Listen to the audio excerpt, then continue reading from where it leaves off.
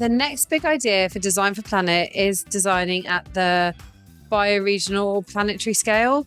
And that means many different designers coming together to design around landscape, to design around products and services, designing new cultures and economies. It means designers working together as huge teams rather than individuals. Well, in fact, in terms of the built environment and what we build, it's how we build it. And I think one of the exciting things that we've picked up over the last day or two is it's less about extracting things and finding our building materials that way. And it's actually, how do we grow our cities? How do we provide the materials from biogeneric sources? To get design into boardrooms, to get design into the conversations that we now have the privilege to be in, we had to structure human-centered design, user-centered design. But now the conversation is rightfully so evolving that makes humans at the center of the apex or the top of the apex, which is not correct. We need to be an equal contributor in the planet. So is it life-centered design? Is it planet-centered design? There needs to be a lot of interesting dialogue around what corporations will respond to, because they're very attached to human-centered. And so we need to start changing that dialect slowly. So one of the key agenda points for Design Council is Skills for Planet. So we're really conscious about how we embed skills within both the design sector as well as the commissioners who enable the design sector, so that we create an ecosystem of green skills, not just for designers, but looking at a systems-wide approach to the green transition.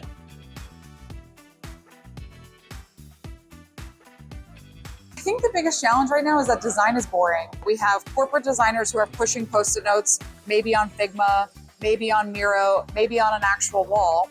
But what is that doing? You're just creating strategies and are you making impact? Controversial. Then you have startup designers who really feel like they're on the cutting edge, but at the end of the day, it becomes an app. Is the app actually the solution? Like, do we actually want more apps? No, we don't want that. Then you have sustainable designers or like those independent designers who feel like they're making impact, and maybe they are really tiny bits and pieces. That's the challenge that I feel like designers need to start rethinking. How do we get back to this idea that we just come across things and maybe we prototype and we build and we uncover new solutions? That to me is where the challenge of designers is, like getting back to our play era. I think the biggest challenge for designers these days is to actually get a seat at the table where big decisions are made. Like, designers know our capabilities, but businesses and other decision makers need to see what we can add, making the world a better place. I would say there's definitely the element of lack of funding and being able to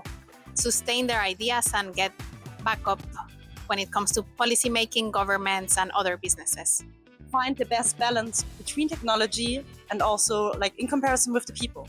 Like, AI is quite new for everybody, for the world.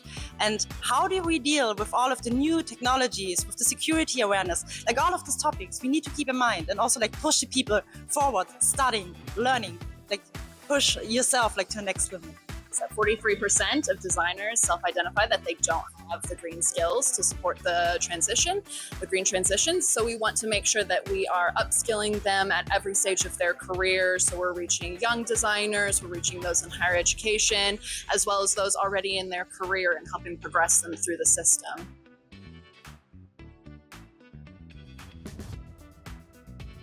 I would redesign our government systems. I would redesign how we even think about policy. I would redesign the system for businesses to be evaluated, because right now, if you consider Wall Street, they're evaluated based on economics.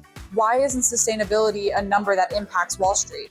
Why isn't design and innovation and how it impacts society a number that we can measure on Wall Street? And so to me, government and Wall Street are what I would redesign, which might be controversial, but hey, I'll take one for the team. I would redesign it to be as easy to repair and reuse things as it is to buy them in the first place.